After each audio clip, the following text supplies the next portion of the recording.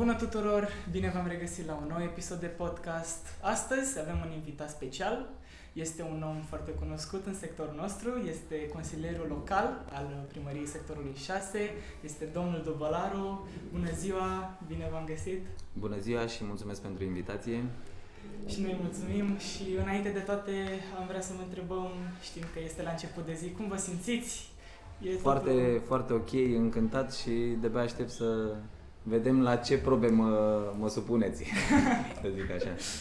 Sunt aici, mulțumesc și chiar mă bucur că aveți astfel de inițiative. E foarte important ca tinerii să se implice chiar și în viața politică și să înțeleagă de fapt despre ce este vorba, ca să poată lua atitudine, dacă este cazul, să schimbe ceva. Domnul Dobălaru, știm că sunteți consilier local, după cum a zis și Rareș. Aș vrea să vă întreb care sunt provocările cu care vă confruntați în activitatea dumneavoastră profesională și de asemenea ce satisfacție aveți și cum treceți peste aceste lucruri, ce strategii folosiți pentru a vă îndeplini obiectivele. Păi să începem cu începutul. Sunt unul dintre cei 27 de consilieri locali în cadrul primăriei sectorului 6. După cum bine știți, ei sunt împărțiți ca și număr în funcție de scorul câștigat de fiecare partid la alegeri. Din partea partidului PNL suntem 8, din partea USR sunt tot 8 consilieri, 9 PSD și 2 PMP, ca să înțelegeți cam cum este configurată. Fiecare este responsabil de acțiunile lui, să zicem așa, și bineînțeles acțiunile colective. Am intrat în 2009 în politică și sper să urmeze sfatul și alți tineri, pentru că doar din interior putem schimba ceva. Mi-a luat ceva timp, din 2009 până în 2020, când am ajuns consilier local, dar perseverența este un atu pe care trebuie să-l aveți și voi. Și odată ajuns consilier local, mi-am dorit să fac cât mai multe lucruri pentru comunitate și de aceea, după cum ai spus și tu, sunt cunoscut în sectorul 6 pentru lucrurile pe care am reușit să le fac. Bineînțeles că, exact ca și în viață, ai nevoie de, lupte mici pe care să le câștigi ca să poată să-ți dea energie să mergi mai departe. Nu trebuie să ne focusăm pentru a schimba întreg sistemul dintr-o dată, pentru că asta nu este posibil. Trebuie să facem pași mărunți. Acești pași mărunți îmi vor da și mie acea energie de care am nevoie să merg mai departe, chiar dacă există și provocări. După cum vă spuneam că împărțirea Consiliului Local este pe fiecare partid în parte, este clar că și ideile sunt împărțite. Și provocarea cea mai mare este să reușești să îți impui propriile idei și în fața celorlalți și să-i convingi pe ceilalți colegi ai tăi să voteze proiectele propuse de partidul tău, de tine sau de primarul în funcție. Cam astea sunt cele mai mari provocări și asta trebuie să înțelegem că niciodată nu se poate face doar ca mine. Da. Trebuie să găsim acel echilibru, trebuie să înțelegem ce înseamnă compromisul, nu a te compromite pe tine, ci compromisul de idei, da? Să ne dăm seama că noi trebuie să găsim echilibru acela de mijloc. Deci e un joc de echipă, practic. Este un joc de echipă și e un joc al nervilor, să zicem așa, cine cedează, cât cedează și cum cedează, cum reușești să faci negocierile respective, cum bănuiesc că și voi în rândul grupului vostru de prieteni, la un moment dat vreți să mergeți la film, unii vor să meargă în parc, alții vor să rămână să joace ceva pe PlayStation și la un moment dat trebuie să găsiți un echilibru. Ok, mergem o zi într-un parc sau o oră într-un parc, după care revenim la joc și așa mai departe. Este fix același lucru, trebuie doar să înțelegeți că ce vi se întâmplă vouă acum doar se transpune și în viața reală și continuă și în căsnicie sau unde vreți voi, tot în compromis trebuie să... Extrem de relevante exemplele. Da. Bun. Referitor la discuțiile despre bugetul local, ce elemente luați în calcul și care sunt criteriile pentru care unele proiecte sunt finanțate, iar altele nu? Încă de când îți exprimi intenția de a candida, atât ca și consilier local, dar și ca și primar, tu trebuie să vii cu un plan de acțiuni. Dar trebuie să ai o viziune pe termen lung. Ce vreau eu să fac când ajung în poziția respectivă? Și automat acea intenție trebuie să fie suprapusă pe buget. Ăsta este un criteriu. Da, îmi propun să fac mai multe școli sau să investesc, de exemplu, în educație, cum ne-am propus și noi acum. Și ați văzut că există mai multe școli la nivelul sectorului 6 în care am intervenit, le-am eficientizat energetic, pentru că noi ca și primărie ne ocupăm de partea administrativă, adică de partea clădirii să arate bine, să fie echipată cu ce trebuie, iar de partea educațională se ocupă Ministerul Educației și, bineînțeles, Inspectoratul Școlar și Comitetul de Profesori. Un alt aspect important asupra bugetului este și maturitatea proiectului. După ce ai ajuns acolo, în primă fază tu faci o analiză, vezi ce proiecte sunt în derulare, care merită să le duci mai departe și care nu merită să le duci mai departe și cum le suprapui. Și atunci dacă tu identifici, de exemplu, când ai preluat mandatul, noi am încercat să scăpăm de meteahna aia, ce a fost înainte este prost. Doar ce gândim noi este bine și doar noi deținem adevărul absolut. Am făcut o analiză, am văzut proiectele începute, le-am continuat și, bineînțeles, am suprapus și acel plan inițial al nostru peste ceea ce am găsit și rezultă analiza pe buget. Totodată, un alt factor important este urgența. În cazul în care apar evenimente neprevăzute, automat trebuie să faci cumva ca bugetul acesta să se redirecționeze către zona respectivă. Avem un caz, ca să aveți și un exemplu concret, liceul PTTR a fost expertizat și s-a constatat în urma expertizei că are risc seismic de gradul 1, ceea ce înseamnă evacuare cât mai de urgență și automat copiii au fost relocați. Wow. Inițial, la începutul anului, nu aveai imaginea aceasta sau anul trecut, nu știai că se va întâmpla asta. Clar, a trebuit să luăm niște bani și să-i redirecționăm. Ca să vă faceți o imagine mai clară, este exact ca și bugetul pe care îl aveți voi în familie. Noi ne propunem la începutul anului să facem 10 vacanțe, să schimbăm mașina, să zugrăvim, dar aruncăm în viitor. Da? Deci facem o previziune. După care, în funcție de ce se întâmplă în fiecare lună, trebuie să-mi iau și ghiozdan, da, va trebui să mai apară și niște haine că s-au rupt niște cămăși. Se mai sparge o țeavă, iau niște bani și mut dintr-o parte în alta. La sfârșitul anului trag linie și văd, apropo de execuția bugetară, se face execuția bugetară la sfârșitul anului, ce am cheltuit, de fapt, și cum s-a suprapus peste intenția mea și ce s-a realizat de fapt.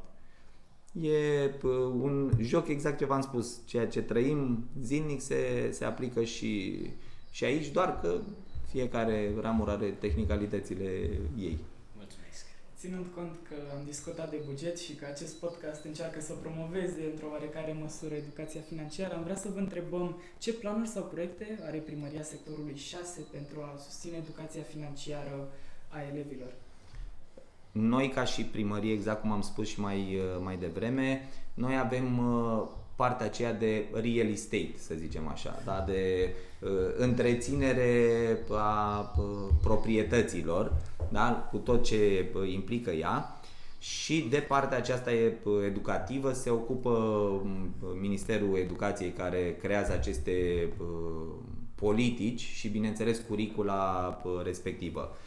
După cum bine știți și voi cu siguranță, există atât în ciclu primar ramuri de educație financiară, să zicem așa. În clasa 10 am înțeles, dacă nu mă înșel, nu este educația antreprenorială și, bineînțeles, un lucru foarte important din punctul meu de vedere, apropo de faptul că voi sunteți elevi de liceu, acele firme de exercițiu din cadrul liceelor tehnice. Să știți că eu vă urmăresc, am văzut și podcastul anterior. Ideea este în felul următor. Este foarte important acel exercițiu. Este o modalitate safe de a testa exact ce se întâmplă în viața reală, exact un alt fel de joc pentru voi. Și numai exact cum când începeți un joc, de exemplu, dați tot ce e mai bun din voi pentru a deveni mai buni, același lucru se poate întâmpla și cu firma de exercițiu. Am fost chiar săptămâna trecută la un târg organizat de Colegiul Chirițescu, unde au fost peste 50 de firme de exercițiu din diferite colțuri ale țării. Copiii sunt super profi, da? Cu facturier, cu contabil, cu tot ce se întâmplă și în viața reală. Acolo aveți dreptul să greșiți. ANAF-ul sigur nu vă amendează.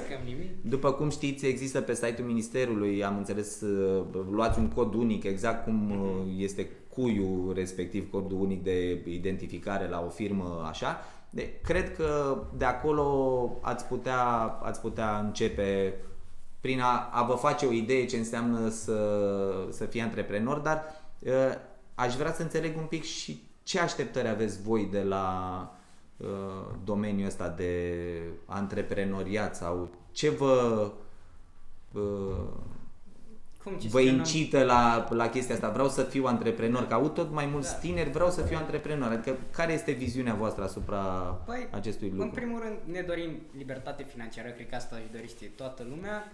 Cum să gestionăm bugetul, program flexibil. Poate chiar cei care sunt mai activiști vor să ajute lumea la scară largă, să devină antreprenori și să dețină, nu știu, un lanț de magazine, probabil. Da, și știm că oricum fiecare generație încearcă să o întreacă pe cea de dinainte și cumva este chiar ceva ce auzim de la părinții noștri. Părinții noștri își doresc să ajungem mai bine decât ei și cumva prin educația asta financiară vrem să înțelegem, vrem să fie cumva simplificată. Vrem să fie mai ușor de înghițit toată informația, mai ales pentru elevii care s-ar putea să nu fie atât de pasionați. Eu, spre exemplu, n-am fost atât de pasionat de educația financiară, dar mi se pare foarte interesant și mai ales modul în care afectează un om câtă educație financiară știe. Pe lângă asta învățăm trendurile macroeconomice. Spre exemplu, părinții mei într-un deceniu de acum încolo probabil o să fie total mâncați, ca să zic așa, de inteligența artificială. Noi învățăm încă de acum să o folosim, pentru că am folosit-o în cadrul școlii la diverse proiecte și, sincer, chiar ne-a fost de folos.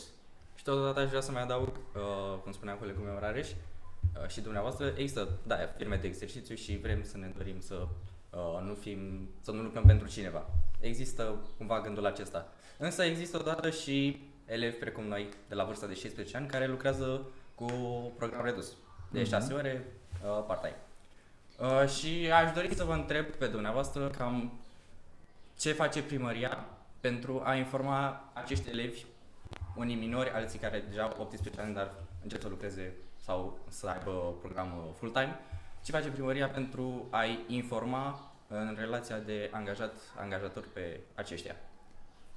În partea asta de informare, primăria nu are neapărat un program de informare în domeniul ăsta, pentru că, repet, trebuie să înțelegem în primă fază, apropo de toată educația asta, că este financiară, că este antreprenorială, trebuie să cunoaștem fiecare segment din această societate. Cine, ce face? Asta este cel mai important, ca să am o imagine de ansamblu.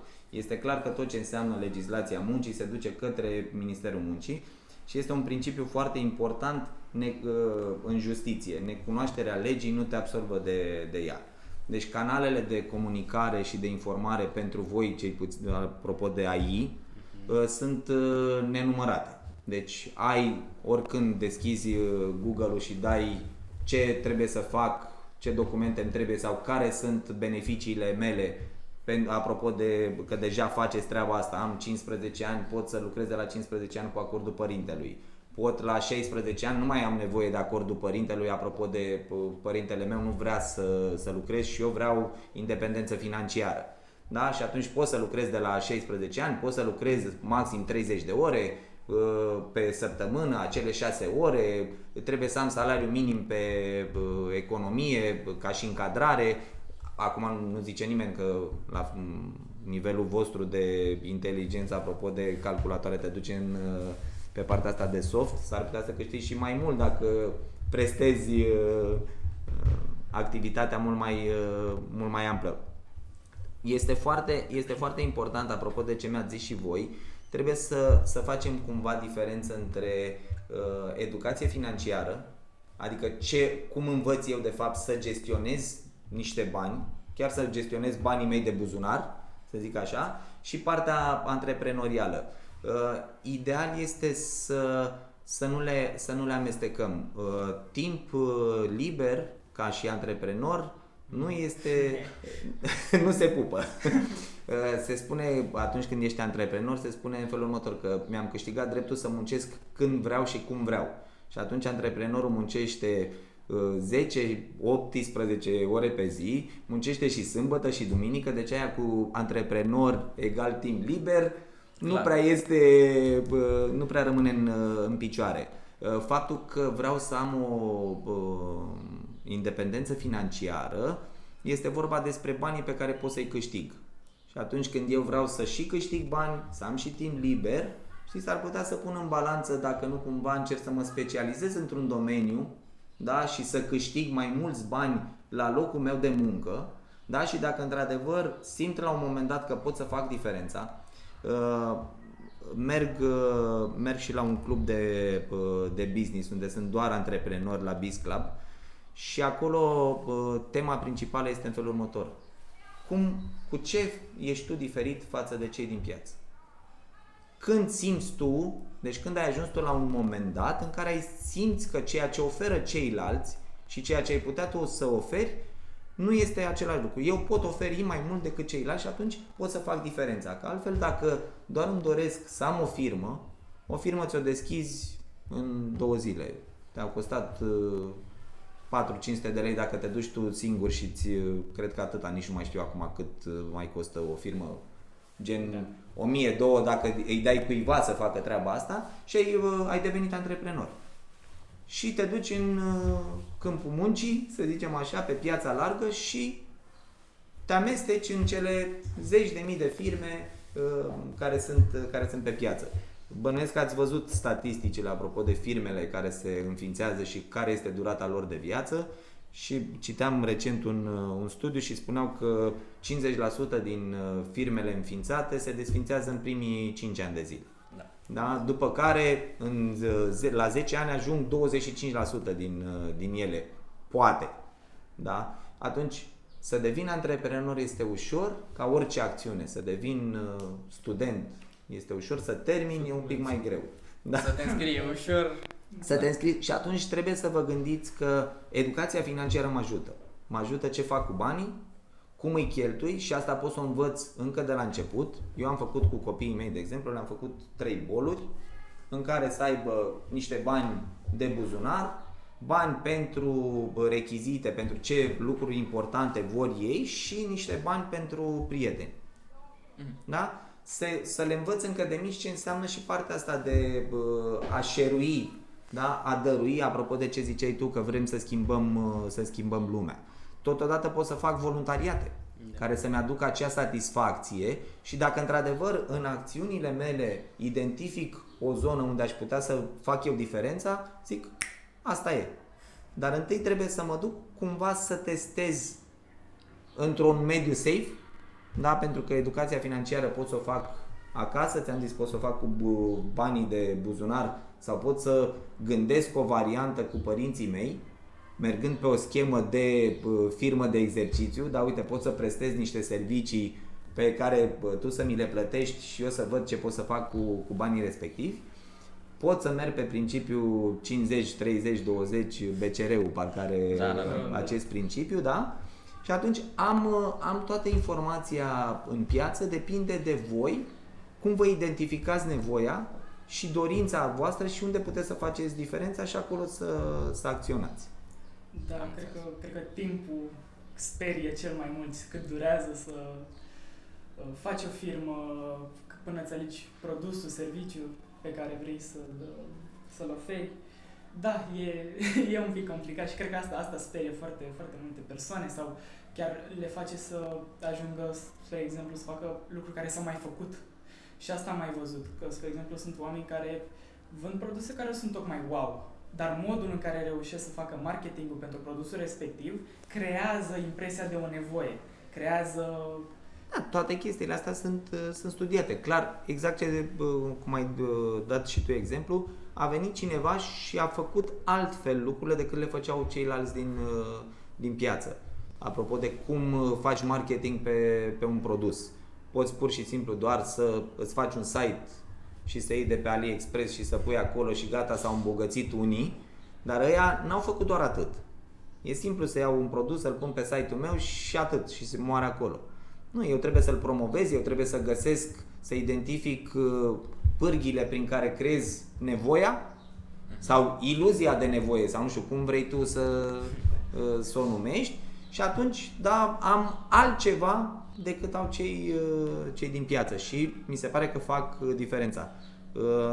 Știu că pentru voi e tentantă treaba asta cu TikTok. Mamă, ăla a făcut nu știu câți bani din TikTok, ăla a făcut nu știu câți bani din AliExpress, ăla a făcut nu știu câți bani din... Dar să știi că dacă faceți o analiză mai exactă, sunt câteva vârfuri. Sunt o analiză făcută, cred că de Cambridge, mă uitam zilele trecute, discutam cu un prieten antreprenor, ziceau că doar 3% reușesc pe TikTok. Asta clar, Da? sunt multe firme care își promovează și nu monetizează din TikTok, însă promovează produsul lor pe TikTok și vin oamenii și cumpără, cum facem și noi cu podcastul nostru. Avem foarte multe exemple bune, mai ales în industria Horeca, după cum știți. Ce anume, la ce te referi? La restaurante care s-au ridicat foarte mult datorită TikTok-ului. Ok, deci trebuie analizat ce au făcut ei diferit față de piață, da? Exact. Și atunci eu să mă uit, băi, într-adevăr, oamenii își depun mai mult efort, apropo de antreprenorul care are timp liber. Antreprenorul nu are timp liber. Antreprenorul trebuie să fie tot timpul cu un pas înaintea celorlalți. Trebuie să gândească următorii 3-4 pași, da? Și stânga și dreapta. Că mă duc în direcția asta, ce se întâmplă? Pot să mă duc aici, pot să ajung aici, pot să pierd tot, da? Și eu trebuie să am strategia în cap și să știu exact ce vreau. Sigur.